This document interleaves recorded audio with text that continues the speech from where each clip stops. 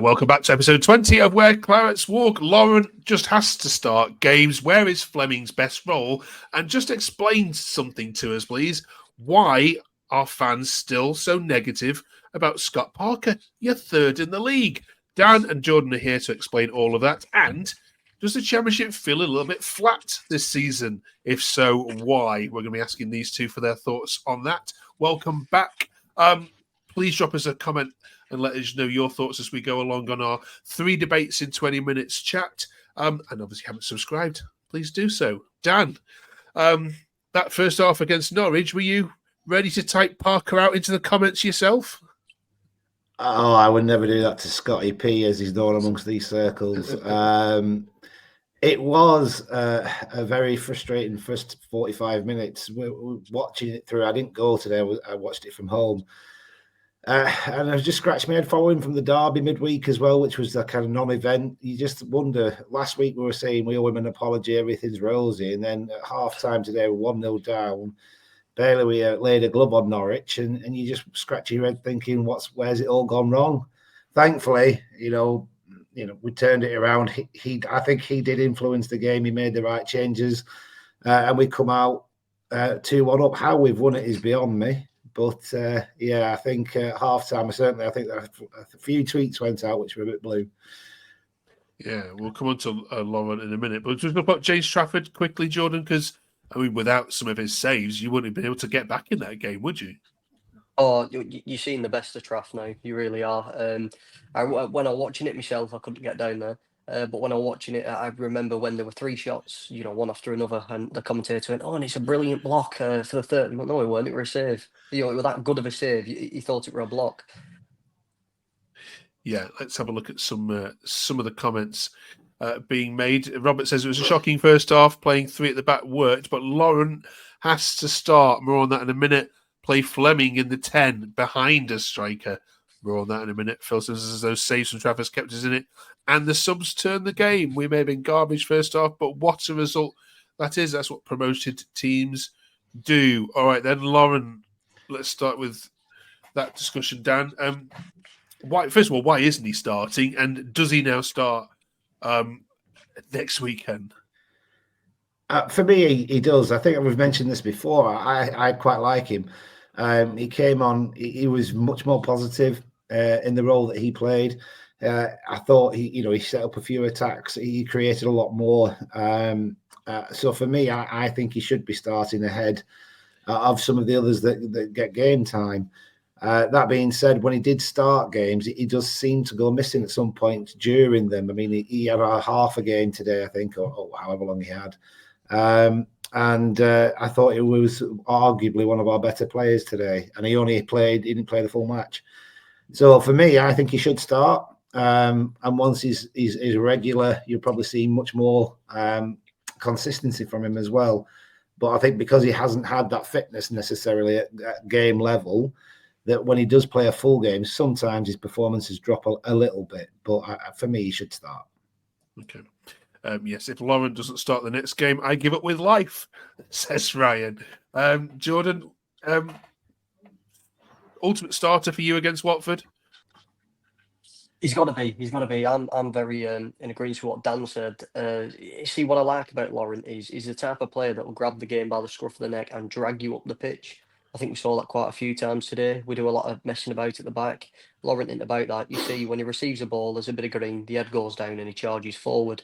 And sort of with the charge, he's a big lad and lads don't know how to come at him. So I love how he drags players up the pitch. But like Dan said as well, when he has started games, he hasn't been amazing sometimes. So it can be a little bit hit and miss. So maybe Parker's seen the benefits of him being a super sub. But no, I think after today's performance, he didn't start. Okay.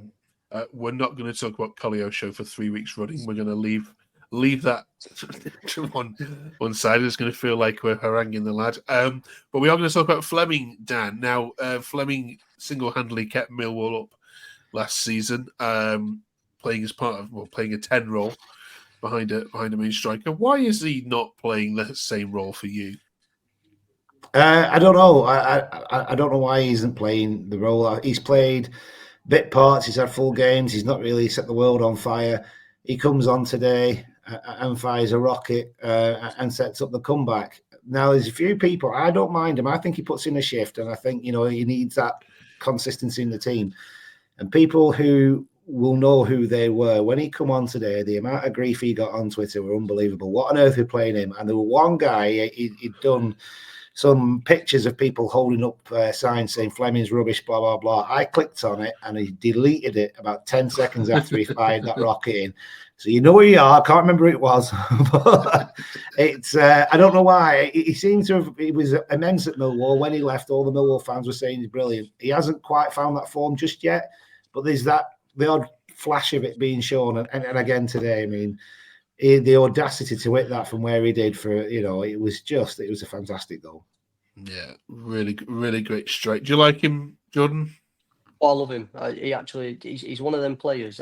I don't know why, because I haven't seen him much of him, should we say, in his proper role. But he excites me. He's got that aura. He's an exciting player. And when you see he's coming on the pitch, is something going to happen here? It certainly did today from about 40 yards. But yeah, no, Fleming, he's not a striker, and people need to stop thinking he is one. He holds up the ball well, he finds his teammates well, and he does the dirty business, and he's got a serious screamer in him. Absolutely. I'll say our Millwall fans were absolutely gutted when he left Junior for the last day of the transfer window. Okay, let's switch gears then and talk about something a bit more negative. Explain to me as a neutral why we're still seeing messages which are saying we're not going up with Scott Parker as the manager. Very negative again. Get him out. The only way we'll go up is if it's with a different manager. Get Mark Robbins in. I've seen you're third in the league. You've got some of the best attacking players and defensive players of the whole league. You're well-run club. Why all the negativity, Jordan? Because their fans have very short minds. It's that is the simple part of it. If it's almost like going to work and one day you do more than you should. Your boss is expecting that every day now. He's not going to praise you anymore. He just wants it every day. So I think it's the same thing. That run under company, they've looked at the championship, 101 points. Oh, we can do that again. It's Burnley. It's easy. Look, we've done it before. It's not how football works, though. So I think it's always like a lot of people have something left to be desired, and they're not going to get that. Whether they like it or not, that was a 1 in a million season under company. For any team. That's why only 6 teams have ever broke that 100-point barrier. So people need to get it out their heads that it's a smooth run, because it certainly isn't. Okay. A tweet here. John says this is an unbelievably negative approach. How many times have we given the ball away, put it out for a throw in our own half with a backwards pass? And that was about a nicer one I could say, as I found about that first half performance, and it was mostly aimed at Scotty P being negative. Why is this happening, Dan? I don't know. I mean, I get people's frustration. At halftime, I was one of them. I wasn't calling for his head, don't get me wrong, but there were, we couldn't pass to each other, and we were knocking it out of play. And you're just thinking, these are professional footballers. All they do all week is train for this game. So how are we not being able to make 3 passes? I don't get it. It's frustrating.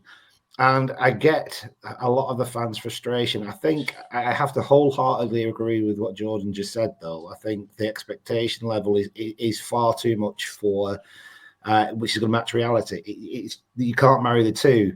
And you listen to Parker and you've listened to a few of the players his last few weeks, certainly this last week or so. They say, Roberts gave an interview as well saying, you don't know what we went through after summer. The amount of people that's been and gone from that club, we don't know. And some of the players are saying, look, there's much more gone on than what you realise. So for him to cobble together the team that he has done, I know he said cobble together, we spent however many million, but we also sold however many million as well. So he didn't get a pre-season win. He basically had a new team by September, and he's managed to put a run together. And we, like you say, we're third. I think he's getting a bit of extra criticism because of that expectation level. I think people need a dose of reality as to, what he's had to deal with, and that he's had to steady the ship, because we could easily be mid-table, and we're not. We're up there and pushing. But in saying all that, I do appreciate it, because, like I said, the football at times is woeful. At times, and then we're still grinding out results. There are some games where we do very, very well. But yeah, half time today, I can fully appreciate people getting frustrated, but to call for his head, come off it. I mean, who else is going to do as good a job or better job in those circumstances? No one. Yeah. You'd rather be in Burnley's position than Luton's position, for example, wouldn't you? Exactly. Obviously came down. Is his post-match interviews not helping him much, though? Just to flip it on its head. I mean, he doesn't set the world alight listening to him. I mean, obviously you listen to most of them. I've listened to some. He doesn't speak with passion or doesn't speak with as much belief as perhaps others do. Is that unfair, Jordan? Yeah. I'd say I wouldn't say he's not passionate. I'd say he's got a different way of showing it. I do think he's extremely passionate. I also think that he can sometimes be put in a position where he can't tell the full truth, and if he's a man of his morals, like he says he is, and what his morals are, that must hurt him when coming out to his fan base and saying, "This is," but I can't tell you. Full, do you know what I mean? So that's what I feel. It's like, let's look at the Mike Trezor situation. Come on, let's all club together now. I've stuck up for Matt. He obviously don't want to play for us. That's just head and tail of it. Foster going out there. And these are the questions that are constantly being fired at him. So I think the passion is almost dubbed out a bit because he can't tell you the truth. Why would you be passionate in something you're not fully believing in? Do you know what I mean? Yeah, 100%. Dan? Yeah, it's difficult for him. I mean, and the other side is that he's not trying to be flashy or paper over some of the truths that we have to face, and he does give a harsh reality to it, and that's hard to swallow. Like when you say, you've got, well, what's up with Foster? What's up with Trezor? Why have we got these multi-million-pound players not playing for us? Why can't we do that? And he's obviously got his hands tied and he can't answer them, or he can't give what his honest appraisal is. But then when he does get asked, he is a very monotone. He's quite reserved. When you saw Company when we got hammered 3-1 off City last season, first game of season, this is the worst we're ever going to be, blah, blah, blah. And, the pounds were like, yeah, this is great. And then we got hammered for the rest of the season. So, with Parker, he's very much more, well, this is the way we are. This is what we're trying to achieve. It's going to take a bit of time to get there. It's not inspiring. You're not coming away like Braveheart, beating your chest and going to smack the English. What you're trying to do, he's trying to put a level of expectation on it. But maybe he could just show that bit more passion and endeavour. I mean, I don't know if you saw it all kicked off at the end of the game today. I don't know if you saw that. And he were in the middle of it, and he was calming everyone down, as he's supposed to be. Will he tell us what that all about? Probably not. But, it would just be nice to get that bit of emotion from him. Okay. Here. Let us know in the comments what you think. Do you just want to see him just lose it a little bit? I think people want to see just a bit of personality. That's a horrible word, but that's what we may be lacking. Finally, then, we're also talking this week about just has football lost its way a little bit? The Championship hasn't been lit up yet. It says some fans, too many draws, crazy kickoffs time. It's sucking the enjoyment out of the league. Where do you stand on this, Dan? You go first on this one. Is it? I mean, you're probably just happy to not have VAR and things like that. But do you understand people's point of view when they say the Championship's just missing something so far?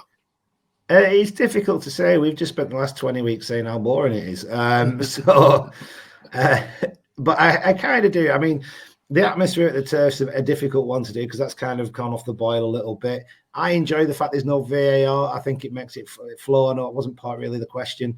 But, it's not... it's not what it was, and I don't know what the reason is. I think because we're all trying to adopt that style of play, of playing from the back. Norwich did it today. They weren't very good at it. We do it as well, and it's always that slower paced football, whereas in the past it's a bit more blood and thunder, kicking up, rush, and a bit more excitement to it. So maybe it has lost its identity a little bit, and it has lost that excitement, that X factor. I can wholeheartedly agree. But that being said, I mainly watch Burnley. I do watch the other games, but mainly watch Burnley. And we all know what we think of that. Jordan, is it a Championship issue or is it a football in general issue? Do you think are we just losing our game a bit? No, I think it's football in general because I think it's the split between Premier League and Championship, and what I do think is the teams that are going up and then coming down, you get the parachute payments, you've got the better quality talent, like everybody talks about, and it's only gradually building, but you can see the quality's growing. Do you know what I mean? So every time the teams go down there, the same teams are expected to go back up. And if they don't, it's someone that's been in the Premier League a year or two before. So it's like a close knit. So it's like everybody else. It's almost like being in the top four in the Premier League. You're roughly going to have the same people all the time. And anyone as an outsider to come in, it's it's unheard of. So I think it's becoming not boring. I think it's just a lot more predictable. Right. Okay. There's somebody else. I think our Leeds fan said that as well. Is that if you're Bristol City or Preston, where are you going to finish? Well, you're too good to go down, but you're not good enough to beat the millions that you guys get. So yeah, this is what happens. Right, and Ipswich, of course, were the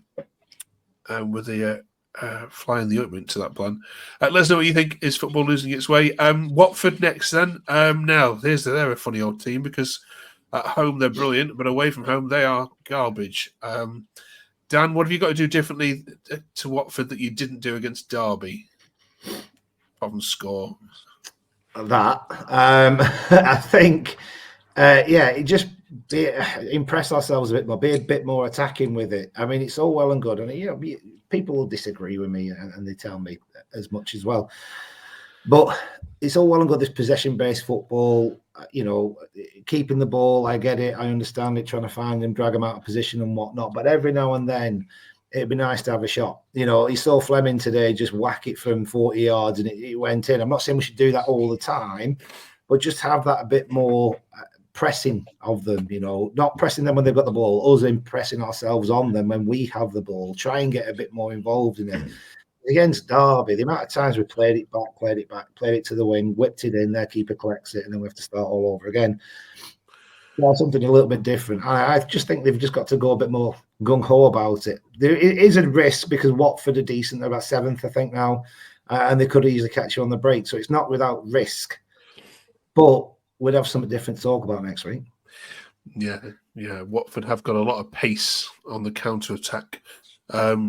Jordan, who should start for you that didn't start against Norwich? See, now it's all coming down to a fitness thing and who's available. It's looking like Sarmiento's going to be out. That seemed like a bad land on his neck, so maybe Fleming could start. Roberts, if he's back, he's got to start for me.